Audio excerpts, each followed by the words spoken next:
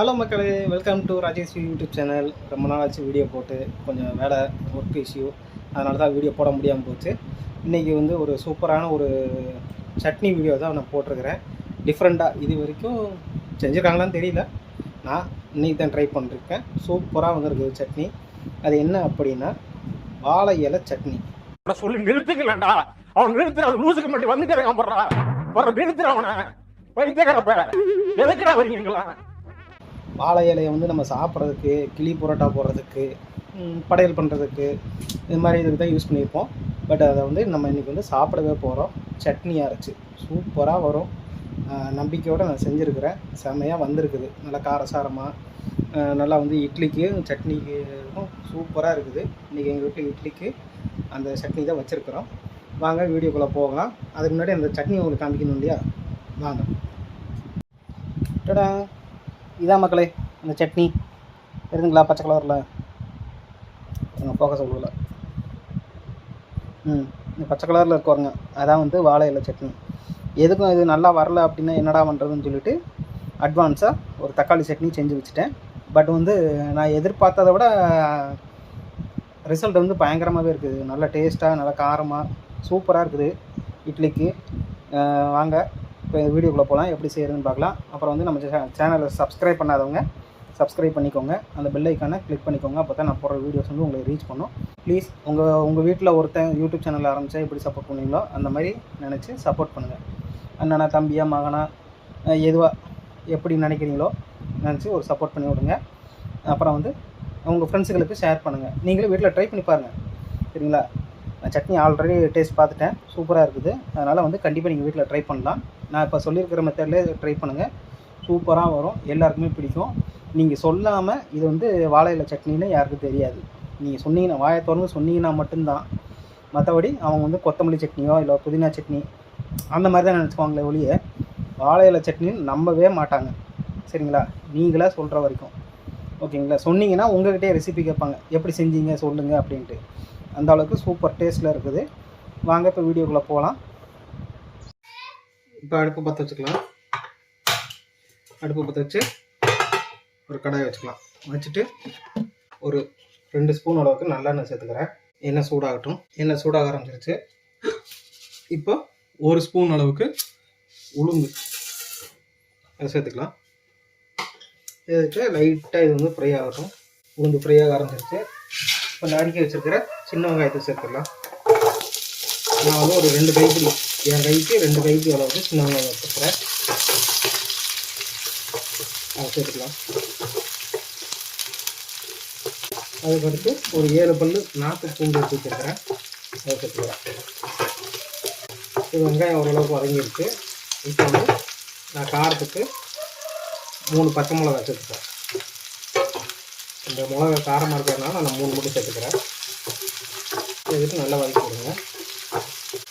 உப்பு வந்து இப்போ சேர்க்க வேண்டாம், சட்னி நீங்கள் அரைக்கும் போது சேர்த்துக்கோங்க. எவ்வளோ உப்பு தேவையோ அப்போ போட்டு சேர்த்துக்கோங்க. ஏன்னா இதில் வந்து இன்க்ரீடியன்ஸே இவ்வளோ தான், இது மட்டும் தான் போட்டு நம்ம வதக்க போகிறோம். ஸோ வந்து இப்போ உப்பு போட்டிங்கன்னா உப்பு வந்து எல்லாம் ஏறிடும், வெங்காயத்துலலாம் நல்லா உப்பு அதிகமாகிடும். அதனால் அரைக்கும் போது சேர்த்துக்கோங்க. இப்போ வந்து பச்சை மிளகாவும் வதங்கிடுச்சு ஓரளவுக்கு. இப்போ ஒரு கைப்பிடி அளவுக்கு மல்லித்தலை சேர்த்துட்டு இது நல்லா வதக்கி விட்டுருங்க. வதக்கிட்டு மல்லித்தலை வந்து சும்மா ஒரு நிமிஷம் வதங்கினா போதும். இதுக்கப்புறம் தான் மெயின் விஷயமே இதில் தான் இப்போ தான் சேர்க்க போகிறேன். அதுதான் அந்த சட்னியோட ஃப்ளேவர். இதுதான். இது என்னன்னு நினைக்கிறீங்களா? வாழை இலை. ஒரு இலை, அதாவது சாப்பாட்டு இலைன்னு சொல்லுவாங்கள்ல, அந்த இலையை இந்த மாதிரி பொடிசாக நறுக்கி வச்சுக்கோங்க. எப்படி வேணாலும் நிறுத்தலாம். இதை வந்து தண்ணியில் போட்டு வச்சுருக்கிறேன். இதை வந்து இந்த சட்னியோட சேர்த்துக்கலாம்.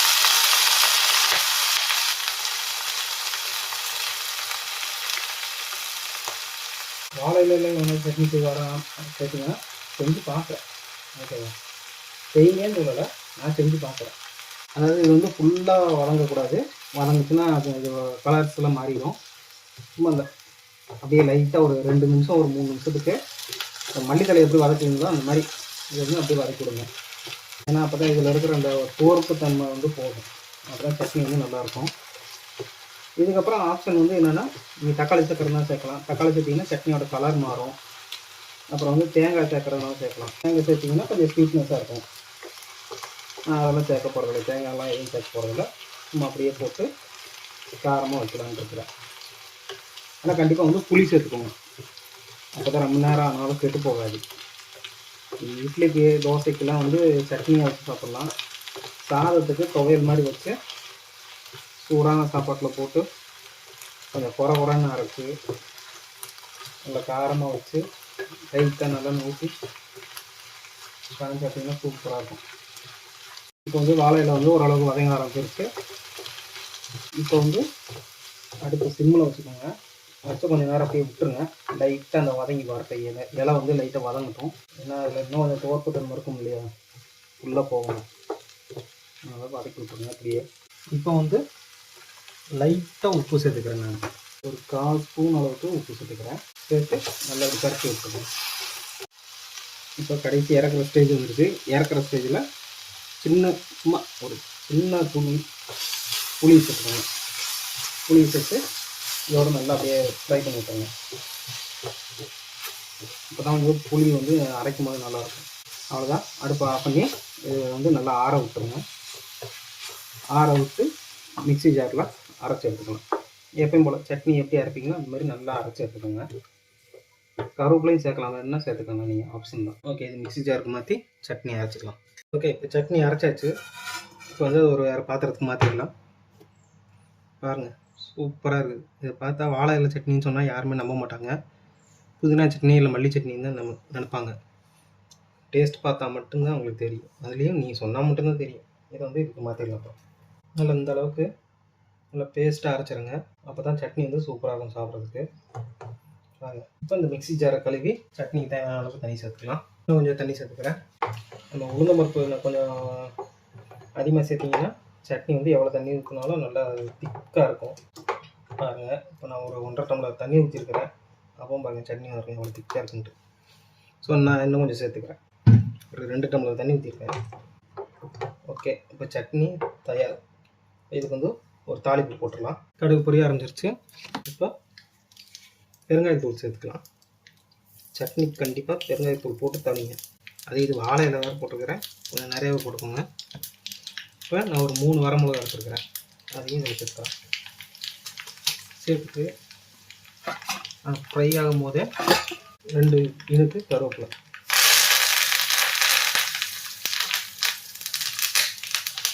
அவ்வளோதான், தாளிப்பு ரெடி. இப்போ இதை சட்னியில் மாற்றிடலாம். சட்னியில் கலந்துக்கலாம்.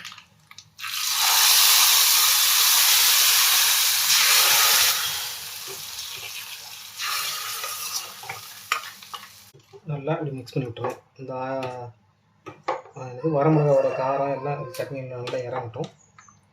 நல்லா மிக்ஸ் பண்ணி விட்டு ஒரு 10 நிமிஷத்துக்கு அப்படியே மூடி வச்சுருங்க. அப்போ தான் வந்து இந்த தாளிச்சோம்ல அதோட இது எசன்ஸ் பூரா அதில் சட்னியில் இறங்கும். சட்னியோட டேஸ்ட்டு இன்னும் கொஞ்சம் என்கேஸ் ஆகும். அவ்வளோதான், வாழை இலை சட்னி ரெடி. நம்ம சேனலை சப்ஸ்கிரைப் பண்ணிக்கோங்க. அப்புறம் அந்த பக்கத்தில் இருக்கிற பெல் ஐக்கானை கிளிக் பண்ணிக்கோங்க. அப்போ தான் நான் போடுற வீடியோஸ் வந்து உங்களை வந்து ரீச் பண்ணும்.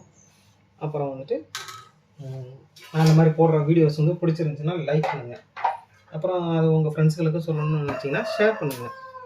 நான் அடுத்த ஒரு வீடியோவில் சந்திக்கலாம்.